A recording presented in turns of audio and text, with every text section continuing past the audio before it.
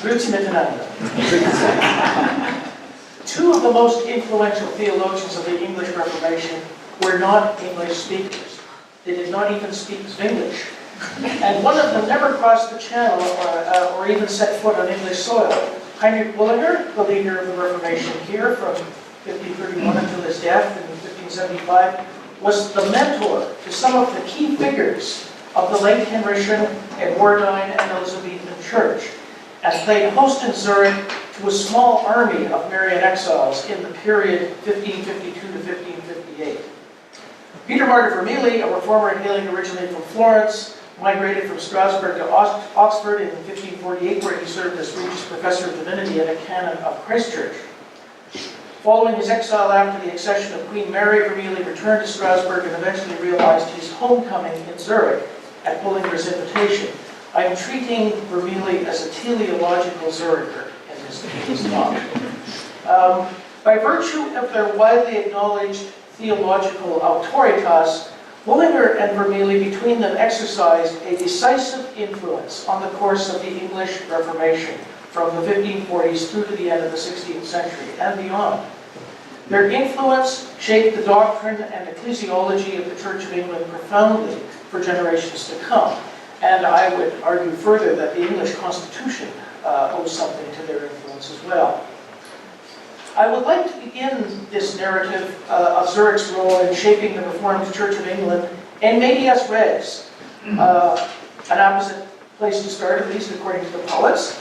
Late in the year 1553, at the peak of an exceptionally distinguished academic career, Vermigli departed very hastily from England en route to Zurich and Strasbourg. Not in that order. The great Italian reformer had served for 6 years as Regius Professor of Divinity in Oxford at the personal invitation of Thomas Cranmer, then Archbishop of Canterbury. While at Oxford, Vermigli became embroiled in a critical disputation on the Eucharist. He assisted Cranmer in the revision of the Book of Common Prayer, 1552, and he served on a royal commission for the reform of the canon law. Following the death of Edward VI, the course of the English Reformation was suddenly reversed. The Counter-Reformation was in force. During the ensuing persecution of Protestants under Queen Mary, numerous English scholars soon followed Vermigli to Strasbourg and thence to Zurich, where they continued to hear his lectures and to promote with him the cause of religious reform throughout Europe. Several of these Marian exiles in Zurich were to become prominent players in the Elizabethan settlement. Among them were no less than 6 future bishops, a clutch of privy councillors, and some of the leading lights of humanist and classical scholarship in the universities of Oxford and Cambridge. Here are just a few of them. Of 23 episcopal appointments made in the period 1559 to 1562, this is the initiation of Elizabeth's gaining control of the church, 14 were returned Marian exiles. Among Elizabeth's newly appointed bishops, 6 had been Bullinger's guests at Zurich. James Pilkington of Durham, John Parkhurst of Norwich, John Jewell of Salisbury, Edwin Sands of Worcester, Richard Cox of Ely, and Robert Horne of Winchester.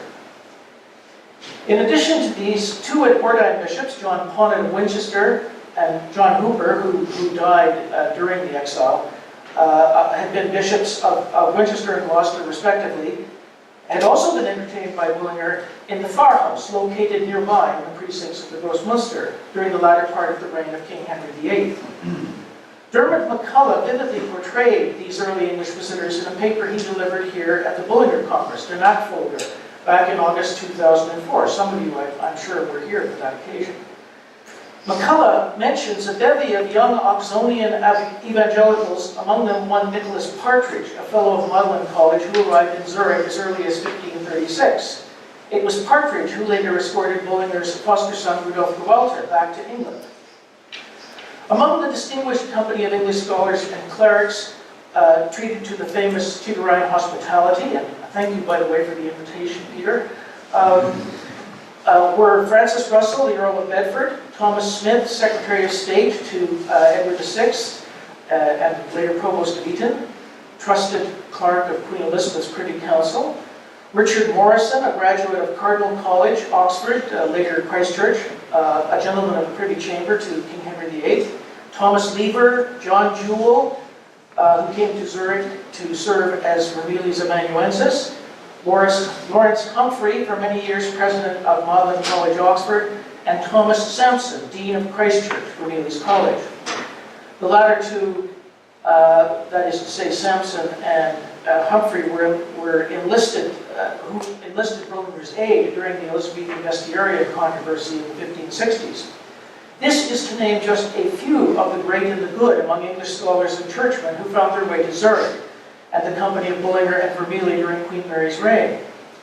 In the relatively brief period, 1553 to 1558, and owing in large part to the generous hospitality of Bullinger and the magnetic attraction exerted by Vermilius on his erstwhile English colleagues, strong links were forged between these exiles and their Zurich hosts, which would have a profound and lasting influence on the subsequent course of the Reformation in England. Thus began, in earnest, the link that Wayne Baker has dubbed the Zurich Connection, a moniker I adopted for my monograph on Tudor political theology. Following the accession of Elizabeth in 1558 and the return home of the exiles, an extensive correspondence flourished between England and their hosts at Zurich, which was to last for more than a generation. The Zurich Letters, edited and translated by Hastings Robinson, was published together with the Latin originals in 2 volumes by the Parker Society in 1842 and 45. Although invited by the Queen to return to his former situation as Regius Professor of Divinity at Oxford, Vermilius remained in Zurich for the final years of his life, where he continued to correspond regularly with influential Elizabethan divines, including Richard Cox, formerly Chancellor of Oxford and now Bishop of Ely, his disciple and former secretary, Jewell, recently appointed Bishop of Salisbury, and Thomas Sampson, Dean of Christ Church, where Vermilius had lived during his time at Oxford. In the disputes which arose as a consequence of the religious settlement of 1559, embodied chiefly in 2 parliamentary statutes, the Act of the Royal Supremacy and the Act of Uniformity, which promulgated the Book of Common Prayer as the official liturgy of the realm, supplemented by Elizabeth's royal injunctions of 1559, frequent appeals by many of the principal figures of the Elizabethan establishment were made to the judgment of both Vermilius and to Bullinger, Antistes of Zurich. In 1570, Richard Cox, formerly Dean of Christ Church, enlisted Bullinger to respond to Pius V's bull Regnans and Excelsis, which excommunicated Elizabeth and absolved her subjects of their obedience to the crown.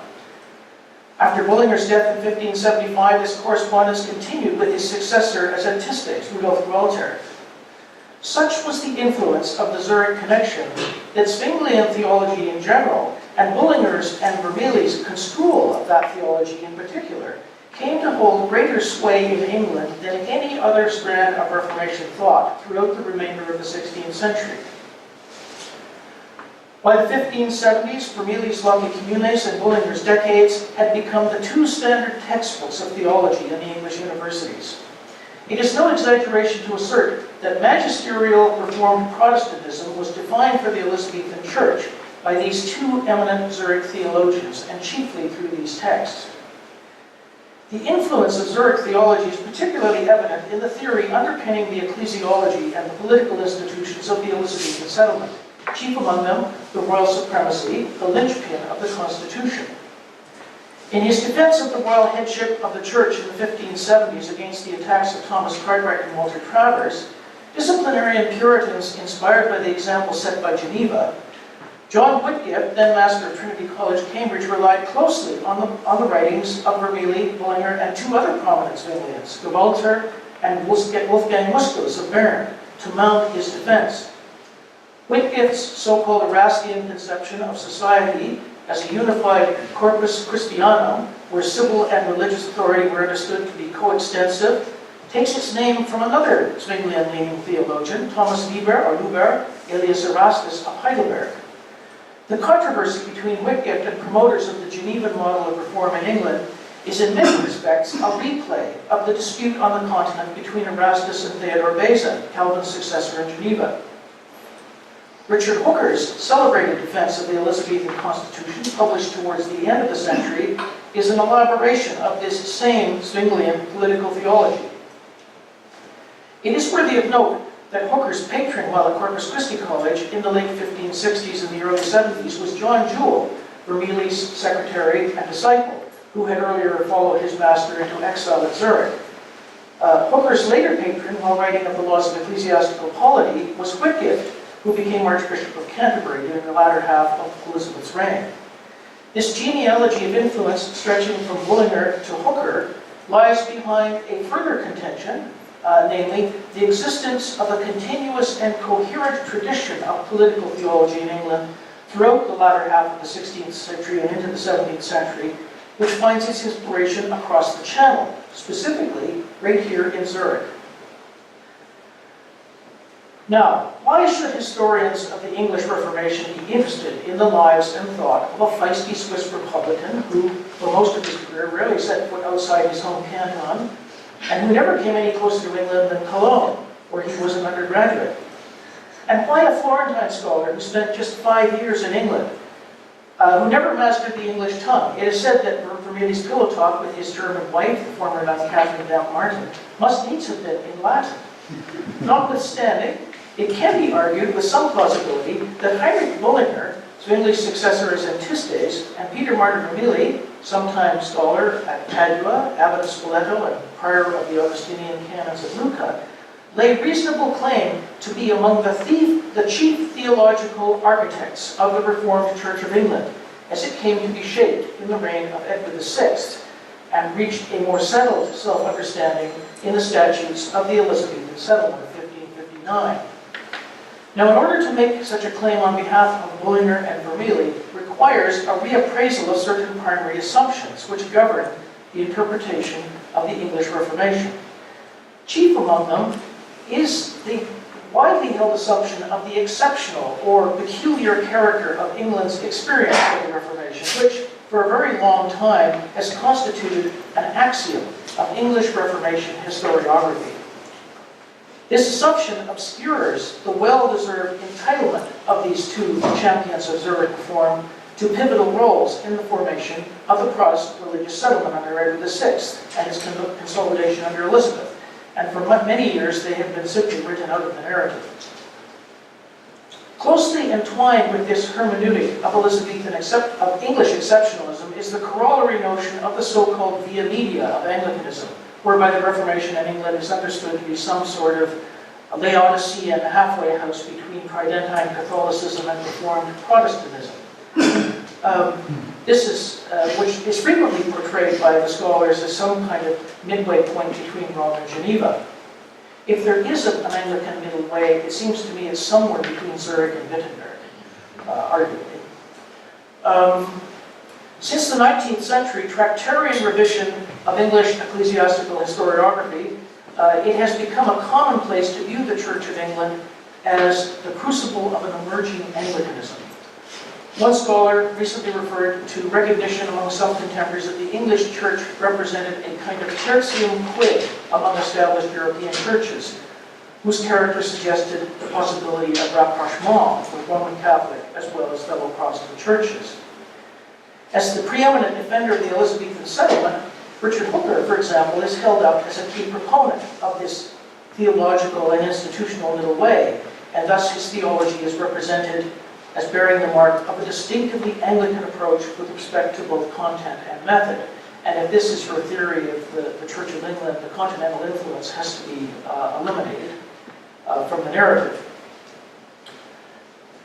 The other preeminent Edwardian and Elizabethan divines, Cranmer, Matthew Parker, John Jewell, Whitgift, among others, are commonly read in a proleptic light as already busy constructing this middle way formulated by magisterial authority by Hooker.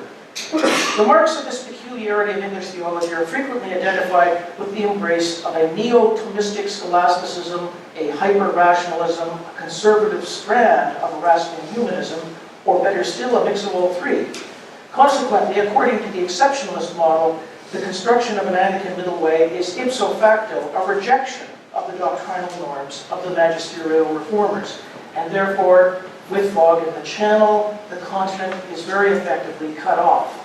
This might be labeled the Brexit historiography of the English Reformation. That's a bit anachronistic, I know, but I thought it was fun.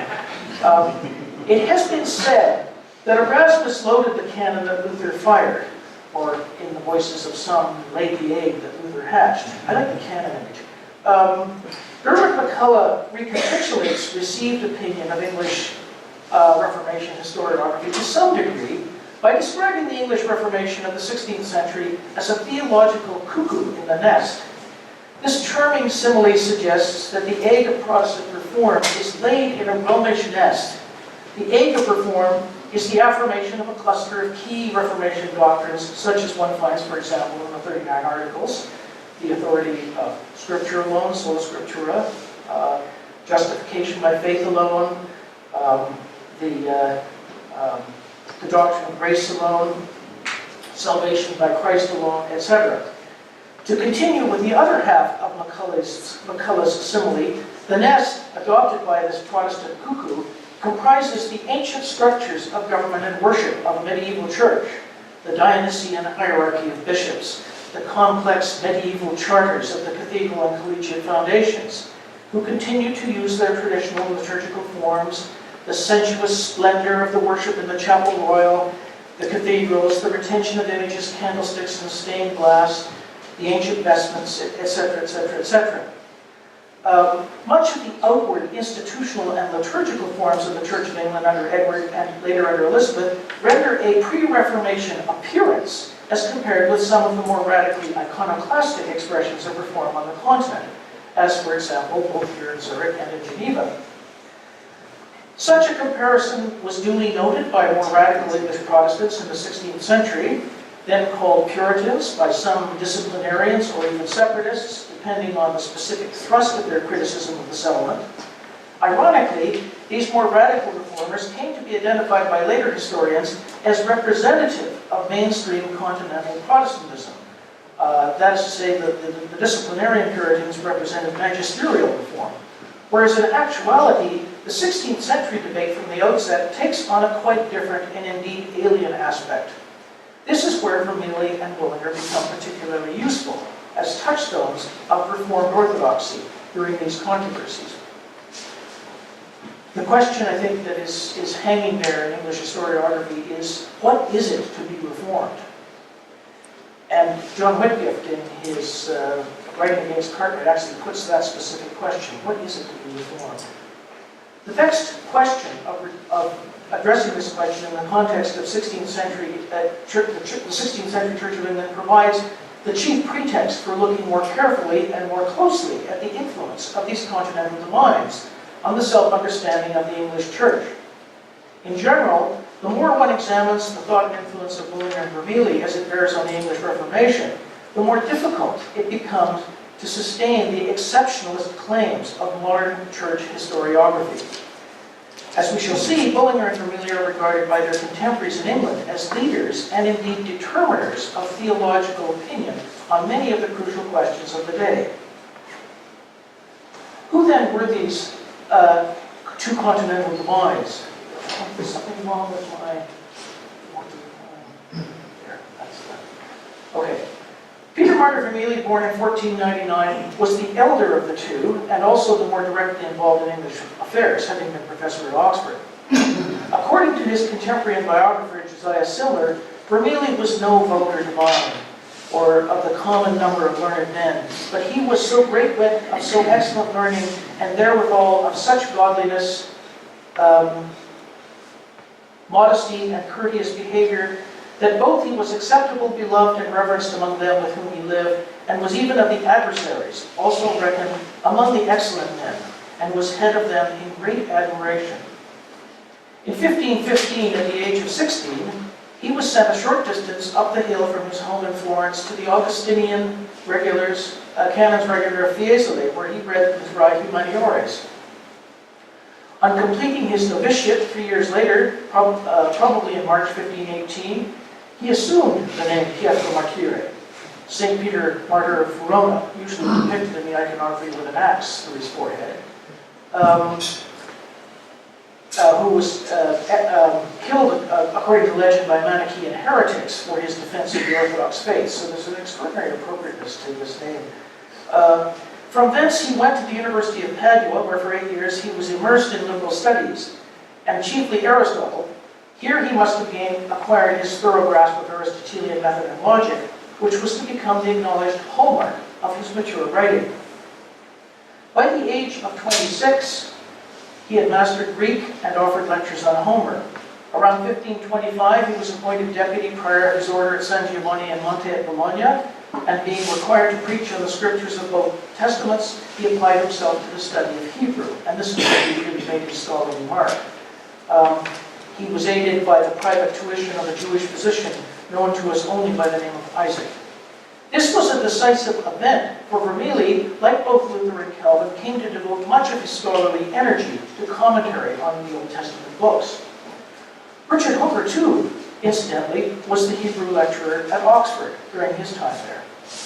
Moving swiftly up the greasy pole of preferment, he went on to become abbot of Spoleto for 3 years, then prior of the College of San Pietro at Arum in Naples, where he met the great Spanish mystical theologian Juan de Valdez, then a leader in the movement known as the Alumbrados, or the Spirituali. Here Vermigli first met Bernardino Aquino, who was to become his close associate in both his migration to Protestantism and his eventual flight from Italy, just a horse ride ahead of the Inquisition. It is said that the Emperor Charles V was much annoyed by Henry VIII's ambassador Richard Morrison, a student of Vermigli's in Strasbourg, on account of his reading the sermons of Aquino aloud to his household. In the company of the Spirituali in Naples, Vermigli was first introduced to the writings of Martin Bucer and Hilbert Zwingli. Building upon this new theological bearing, he proceeded to offer lectures debunking the traditional doctrine of purgatory, and so Vermigli's ascent to the papacy was suddenly brought to a halt. On the path of his preferment, he had already acquired numerous powerful friends. This is the circle that Vermigli moves in, that you see up on the screen here. Ercole Gonzaga, Cardinal of Mantua, Gasparo Contarini, the humanist scholar Pietro Bembo, and Henry VIII's cousin Reginald Pold, who went on to become Cardinal and Archbishop of Canterbury under Queen Mary, and Vermigli's nemesis. This is the papal court. Meanwhile, Vermigli was promoted general visitor of the entire order of Augustinian canons, elevated to the priory of San Frediano and Lucca, and was by now clearly marked as on the cursus honorum to becoming a prince of the church himself. At Lucca, he set up a trilingual college, Hebrew, Greek, and Latin, based upon the Erasmian principles of Christian humanist education, which had recently inspired the foundations of St. John's, Cambridge, and Corpus Christi, Oxford. While at Lucca, Vermigli entertained both the Emperor Charles V and Pope Paul III. He conferred daily with Contarini on matters theological, and had even begun to persuade this powerful cardinal of the validity of Martin Luther's objections to the Church's teaching on purgatory, indulgences, and the doctrine of grace in general.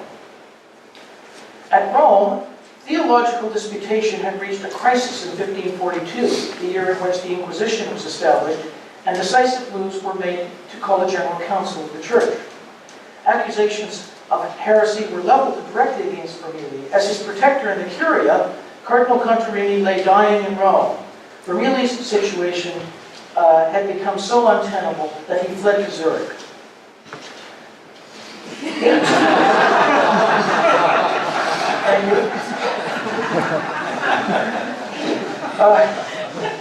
18 of his former students at Lucca followed him, and he thus contributed to the establishment of an enduring community of Italian Protestants in exile, which included such distinguished reformers as Aquino, Emmanuel Tremellius, and Jerome Zanchius. Heinrich Bullinger received Martin warmly on his arrival in Zurich, but there was no post for him then in the school of Ticino.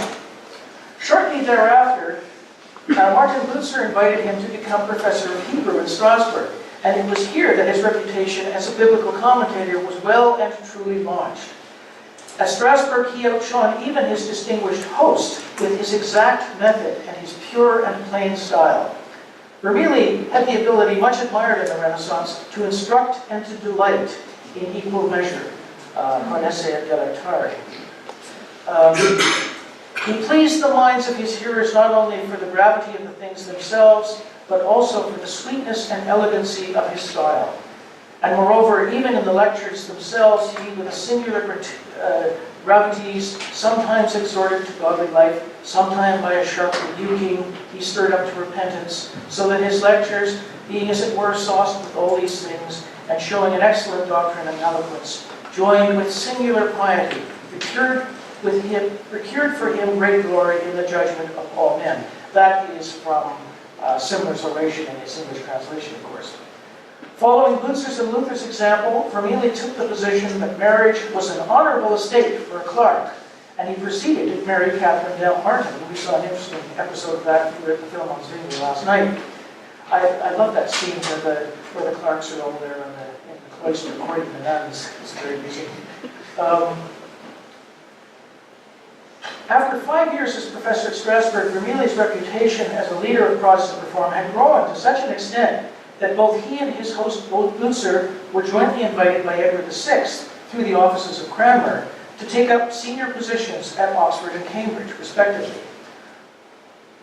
Once installed at Oxford, there we have the Divinity School on the screen. Once installed at Oxford, Vermigli began to lecture on Paul's first epistle to the Corinthians, and very swiftly became embroiled in a bitter dispute over the doctrine of the Eucharist. His initial opponent was the conservative Richard Smith, who had just been sacked from the Regis chair to make way for Vermigli. Smith, however, fled to Louvain to join other Catholics in exile before the disputation was fully underway. The ensuing formal debate became an event of national significance. Richard Cox, Chancellor of Oxford, presided, along with the Henry Holbeach, Bishop of Lincoln, and the great humanist scholar and gentleman of the Privy Chamber, Sir Richard Morrison. He was the chaplain who read Aquino's sermons to his household. Later, during the Marian exile, both Cox and Morrison would visit Vermigli in Zurich and were guests in the house of Heinrich Bullinger. Such were the vagaries of fortune in the mid-16th century. In this debate, Vermigli formulated what came to be recognized as both his single most significant contribution to Reformation thought, and also, though much less recognized, his lasting influence upon the liturgy of the Book of Common Prayer. Vermigli's formulation of the doctrine of the Eucharist was praised by Calvin as the clearest, best formulated orthodox statement of the Reformed position. And Calvin was not quite very commonly given to lovely praise to anyone. So it must have meant something. Known technically, this is probably open to question perhaps by some as instrumental realism. I think this is the right depiction of his position.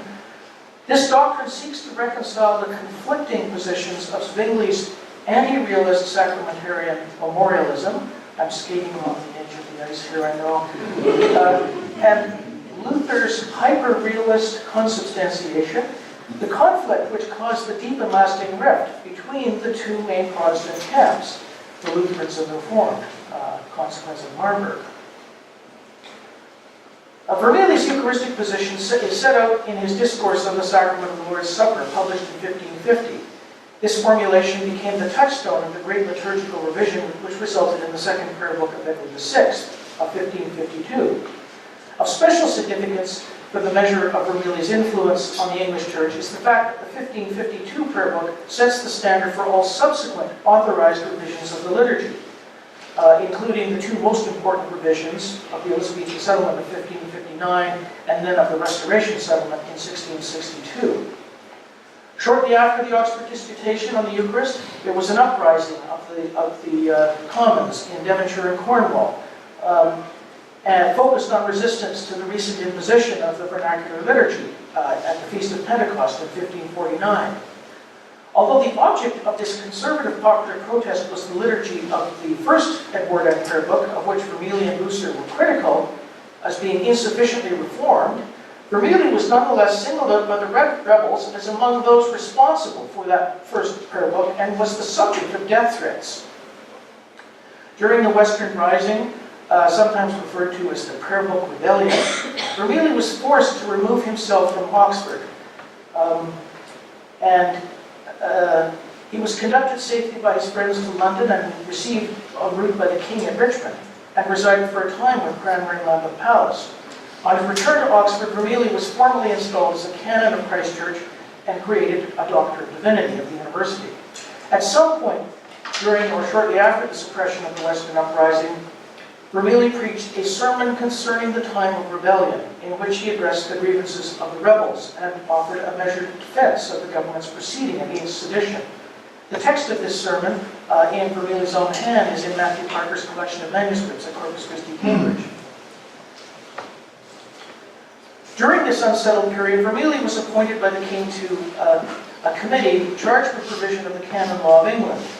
Initially, the committee consisted of 24 members, but it was later reduced to a core working group of just 4 members, which included Cranmer, Vermilye, Walter Haddon, who was then Regius Professor of Civil Law at Cambridge, and Roland Taylor, Chancellor to Bishop Nicholas Ridley, who was, according to John Fox, among the very first of the Marian martyrs, probably owing to his open support of the succession to the throne of Lady Jane Grey.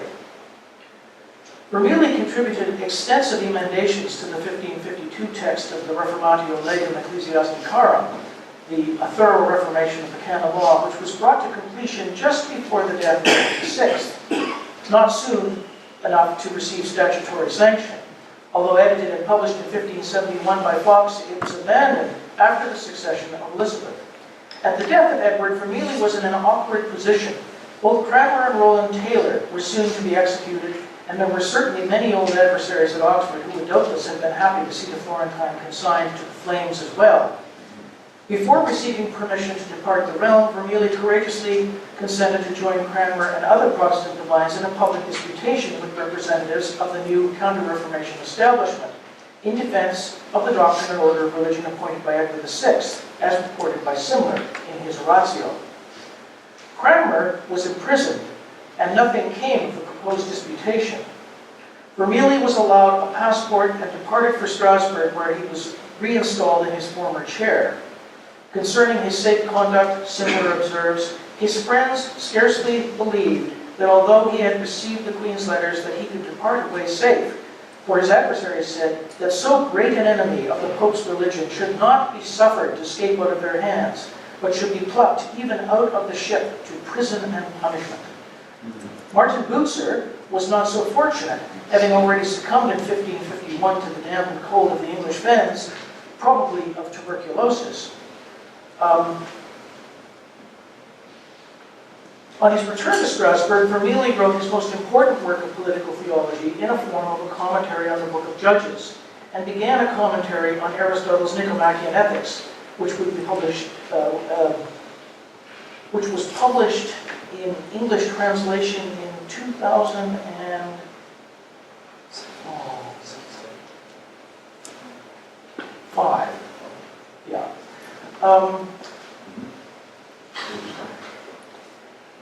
Vermilye also wrote a lengthy reply to Cranmer, on Cranmer's behalf to Stephen Gardner's attack on the Archbishop's treatise on the Lord's Supper.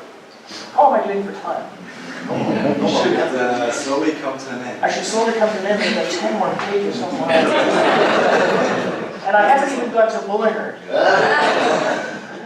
I apologize. I find Vermilye so fascinating, it's hard to get past him. Maybe if I just comment on these. These are the 3 great Oxonians who came to Zurich during the reign of Queen Mary. Richard Cox, the exiled dean of Christchurch, Vermilye and Jewel, who was his secretary. The Queen invited him to come back. He was so much respected. She twisted his arm, but he decided that Vermilye's reply to the Earl of Bedford was, "It standeth thus with me that I am appointed to the city and church of Tudor, and therefore I am not at my own liberty." So Vermilye had a sense of obligation to his place that had been given him here in Zurich. Vermilye wrote an amazing panegyric to Elizabeth on her accession. He sees it as a great providential event, and he invokes both the Gloria in Excelsis and the Benedictus from Luke in praise of Elizabeth. This is the Poissy. This portrait, by the way, of the Cardinal of Lorraine is in the Kunsthaus. I was over there just the other day and ran across it.